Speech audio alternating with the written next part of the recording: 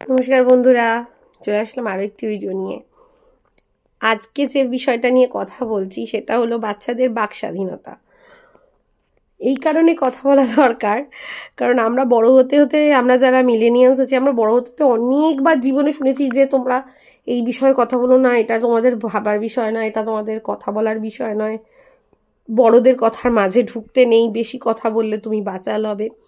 একটা জিনিস খেয়াল করে দেখবেন যে আমরা যত ম্যাচিওর হই তত কথা বলাটা তো কমিয়ে দিই। কারণ তখন কি হয়, আর যত কথা বলা কম করে দিই, একা থাকতে ভালোবাসি, তখন মনে হয় যে এটা আমাদের বেস্ট ফ্রেজ, মানে কারোর সঙ্গে কথা বলতে হচ্ছে না। কেনই বিতৃষ্ণাটা আসে? কারণ আমরা যখন কথা বলতে চেয়েছি আমাদের কথা বলতে দেওয়া হয়নি।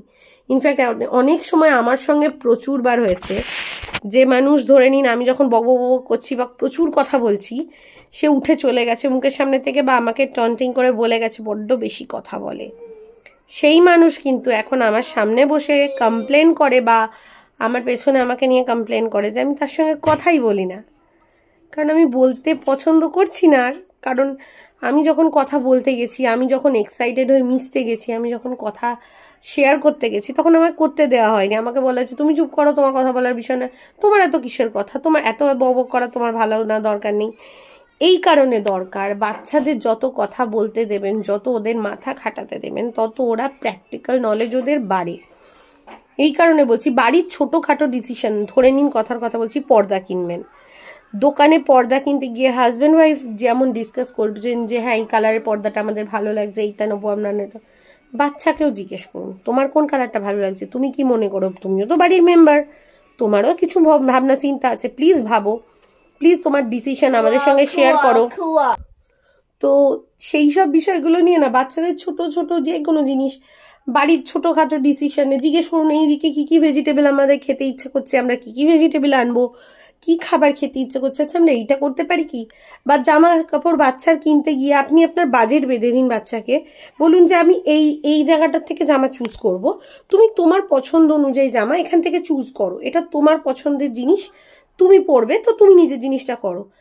বাচ্চার কনফিডেন্স বাড়ে, বাচ্চা কথা বলতে শেখে, বাচ্চা শাই হয় না, বাচ্চার মানে যে কোনো কথা স্পষ্ট হয়, আরও অনেক কিছু উন্নতিতে আসে। আর বাচ্চার ডিসিশন কেন জানবেন না?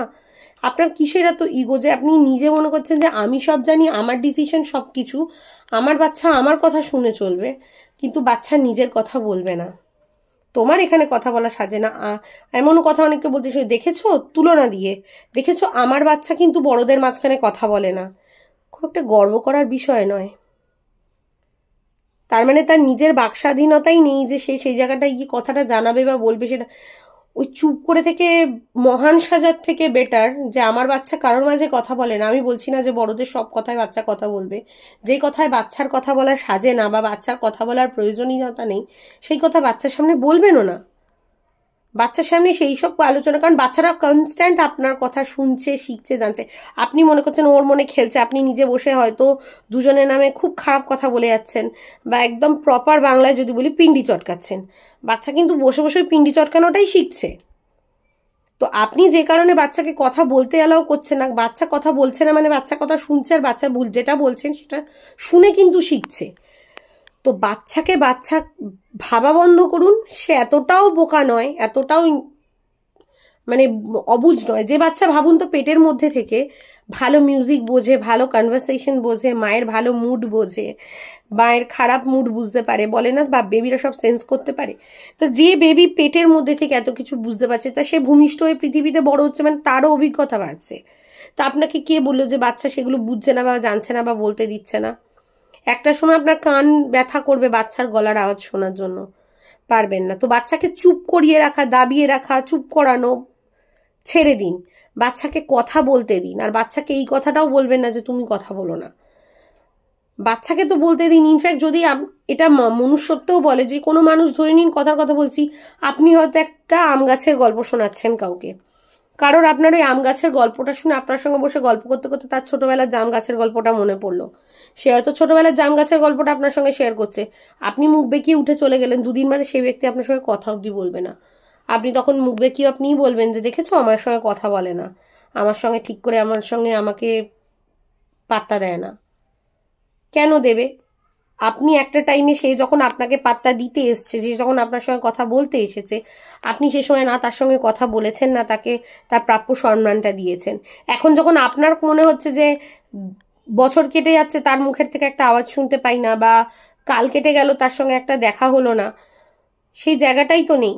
কারণ সে যখন বলতে চেয়েছে আপনি বলতে দেননি, সে যখন বলতে চেয়েছে তখন এখন আপনাকে বাচাল বলেছেন বা কথা বেশি বলেছেন। তো এই জিনিস, এই ব্যবহারগুলোই বর্জন করুন। এই ব্যবহারগুলোর কোনো মাথা মুন্ডু আগাপাছা নেই। যদি আপনি নিজের বক্তব্য রাখতে এত ভালোবাসেন, তাহলে নিজের বক্তব্য যদি বলে নিজেই শুনতে ভালোবাসেন, তাহলে আয়নার সামনে কথা বলুন। যদি আপনি 5 জনের সামনে বসে কথা বলেন, তাহলে সেইখানে এই 5 জন সকলের অধিকার আছে নিজের বক্তব্য সামনে রাখার। বাকস্বাধীনতা তো তাকেই বলে। আমি শুধু আমারটা বলবো, কারোরটা শুনবো না, আমারটা করবো, অন্যেরটা বলবো না, অন্য কেউ কথা বললে মুখ বেঁকাবো, অন্য কেউ বলালে ভুরু কোচকাবো, সেটা তো আপনার একা স্বাধীনতা হলো, অন্যের নেই। এবার এমন তো কোথাও লেখা নেই যে আমি কথা বলবো অন্য কেউ বলবে না, বা আমি বোঝাবো অন্য কেউ বুঝবে না। একটা বাচ্চাও বলতে পারে কথা, মন খুলে কথা বলতে পারে। বাচ্চাকে যত আপনি কথা বলতে দেবেন, বাচ্চার কনফিডেন্সও বাড়বে যে কালকে আমি কোনো সমস্যায় পড়লে বা যদি বুঝতে না পারে আমি কি করব।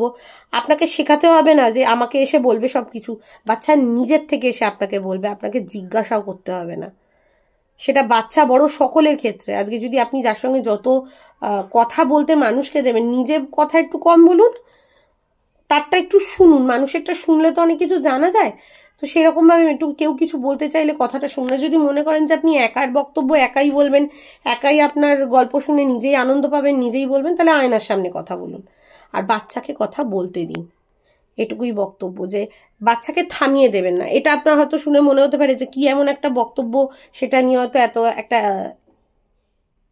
কথা বলার ইয়ে ছিল, কিন্তু একটা ছোট্ট জিনিসের মধ্যে না একটা বাচ্চার বিকাশের একটা বিশাল বড় অঙ্গ জুড়ে থাকে, বিশাল বড়।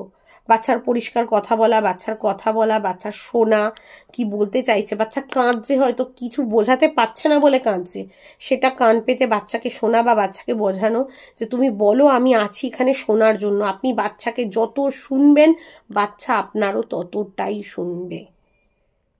তাই বাচ্চা কি বলছে সেটা শুনুন। ইনফ্যাক্ট বাচ্চা বড় সবারই, কেউ কিছু বলতে চাইছে বা কেউ কিছু বলতে পারছে না, একটু মন দিয়ে কথা শুনুন।